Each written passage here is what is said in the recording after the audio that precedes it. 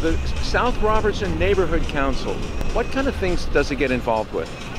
There are many local grassroots things we get involved with, such as new buildings that come up. We look at every development and we discuss whether there's enough green things for it or if there's enough parking. Also, we give out neighborhood grants to different nonprofit organizations. We help a lot of educational activities, like there's a literature program for at-risk high school kids, and there's also, we're starting to do a mental health network with some of the mental health organizations for people to call a certain number and then know where to get help if they need help. There's a lot of different things. We had a big meeting with people concerned about Airbnb. New grocery stores comes in for liquor permits. A lot of things that affect your day-to-day life situations in the neighborhood. Potholes? I was just going to say, potholes, transportation. A lot of things are with transportation. We're trying to create a shuttle between the new Expo and Pico Robertson. These are some of our bigger ventures with the city that they take a little bit longer time to enact, but hopefully, you know, they will be really helpful to green up our neighborhood and help more people take public transportation. So how much of this stuff is in the city councilman's domain, and how much is that you guys can do if they can't get, if citizens can't get results from Paul Corrett's? Well, basically, we worked very closely with Paul Corrett's office several years back. Basically, the city council was divided into several neighborhoods. They came up with the neighborhood council system, which divided Los Angeles into these little neighborhoods and zones. So each one, since Los Angeles is so big, could have its own issues taken care of and focused on, since our issues might be different from what people in the valley have concerned with. So we work with the city council. Once we get motions passed, they're brought to the city council, and a lot of times if they have our support, they go through, and we get a lot of our funding and other support from the city council. What will it take to get a shuttle to the Expo line? Like I said, we are working on that. We have a South Robertson Transportation Committee and our Green Committee. We're working on that with Joseph Galloway's office and the city council, and we're working on trying to get where the shuttle would go through for those neighbors to approve it, and we're trying to get the funds in place. So, like I said, a longer term, like a bigger project like that's going to take a little bit more time, but we are working on that. And today we did surveys, and that was one of the highest concerns of this neighborhood. So hopefully we'll put more effort in it now that we see the neighborhood wants that. Couldn't people just take the bus already? Isn't there a bus that runs up Robertson? Yeah, there are buses, but we don't have that much control over the buses, and the bus lines are always changing. As you know, there's the Santa Monica blue bus, and then there's the Metro orange bus.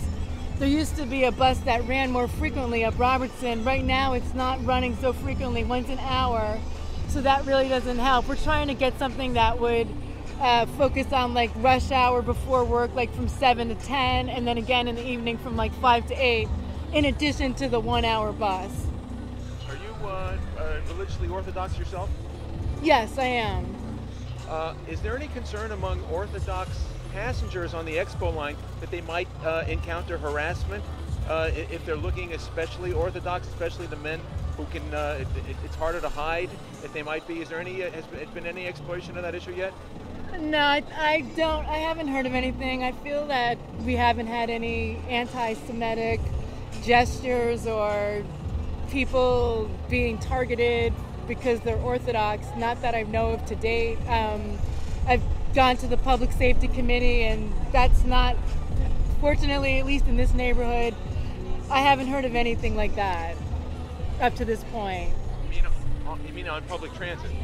Right. I mean, I feel like Los Angeles is a very diverse community and very accepting, and like I said, I don't think it's been a problem, and hopefully it won't be. Is there any concern that there might be more crime in the neighborhood because it there'll be easier access and recess for criminals to get to the neighborhood?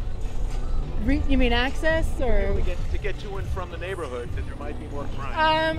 Our neighborhood's pretty low in crime. Some of the main crimes that we have are people breaking into cars or stealing some old cars that are highly valuable because of their parts, or people, like I said, the neighborhoods that get broken into they have their own neighborhood watches.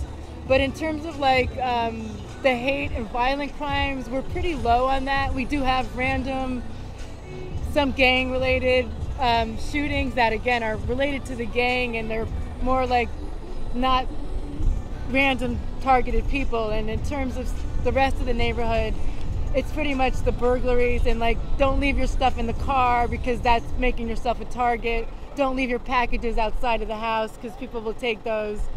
We've been fortunate, and that's our main crimes that we've been focusing on. Do Orthodox people carry wallets, purses, or money on the Sabbath? No. Orthodox people don't carry wallets, money, cash, or anything of value on the Sabbath, which is Saturday. Which starts Friday night. Which starts Friday night when the sun goes down, and it ends Saturday when the sun goes down. Because we have a lot more foot traffic in this area during those times than the rest of LA, don't we? Yeah, we do have a lot of foot traffic in this neighborhood, and I myself am sometimes asked by people, homeless people or whomever, asking for money, and I tell them I don't have any money, it's the Sabbath. I think the permanent people who live in this neighborhood who ask for money know that, but they can ask anybody. But I don't think that the buses, the shuttle buses anyways, are only Monday through Friday. I mean, I don't think it's going to increase that kind of crime. Another thing that the neighborhood council is doing is working on the Robertson revitalization to make this street, Robertson, safer, more shops. Maybe possibly doing like another neighborhood crime watch for Robertson and have some safe spaces that people can go into. Right now, there's not a lot of foot traffic on Robertson during the week. It's a little bit less business friendly. We're trying to promote businesses to open up so there will be more foot traffic like on Pico Boulevard. So those are some of the things we're trying to do here. As far as the election goes, how often do these elections come around? I believe it's every 2 years they have an official election like this. Sometimes some people might resign or move out of the neighborhood in the middle of their term. The terms are generally 4 years. Sometimes they're 2, but if somebody leaves the board within that time, that position will open up, and the new person who takes over will go to just a board meeting and have the board vote just for them. You could find that information on the SoRo nc.org website, and then when you get that seat, that position, it will last until the next official election. This actually is our first time that we've combined the elections at the SoRo Fest to see if we get more people to come out. And also we have the online voting, which again was voted on in another meeting, where we hope that would also increase the votership because people had the chance to sign up. I think it was April. It's been a month where anyone could just go online and vote. So we're trying to get more people and accommodate them so they don't have to come out and they can do it at their leisure, combine it with the festival. Which website can they get that information from? Yeah, that would be on the SoRo nc.org, SoRo-NC.org. And what does SoRo stand for? The South Robertson Neighborhood Council. Thank you very much. Thank you.